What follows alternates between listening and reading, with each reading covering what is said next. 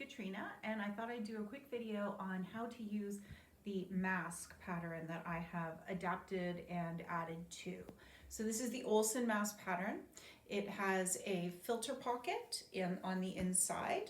Okay, so right here, and here's the nose channel. You put your whatever you're putting in, if you choose to, right in the back.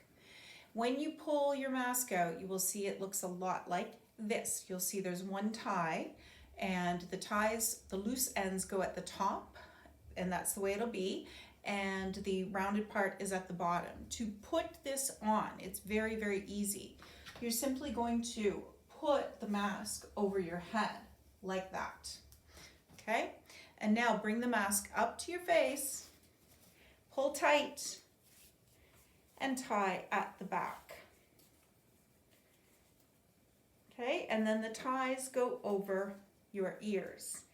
And if you have the metal part in, you just pinch it right there. And you can see this fits nice and tight to the face. So there's a tie around the back and one tie at the back of your head. This fits very, very secure. This is 2 layers of quilter's cotton. So if you want to put a filter in, you can.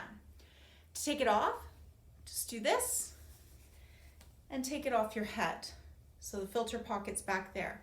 If you do not like the ties, you can see I have added these high quality snaps to the side. Simply unsnap the snaps. Okay, unsnap the snaps, and you can use regular elastics or go to the drugstore and get a pack of hair elastics or whatever elastics you happen to have in the house. Okay, use 2 of these and you simply put the elastic on like that. Okay, on the other side, and snap it in. You now have an elastic mask. These elastics go over your ears and around. So now it's exactly like other masks, only with elastics. So this is really good for people who can't tie at the back of their head. So you can have ties or elastics with this mask.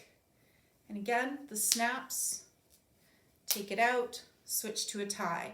Also, if you need a larger tie, you can use a shoelace. You can use a strip of fabric. You can use a strip of t-shirt. So ears, elastic, or ties. Thanks.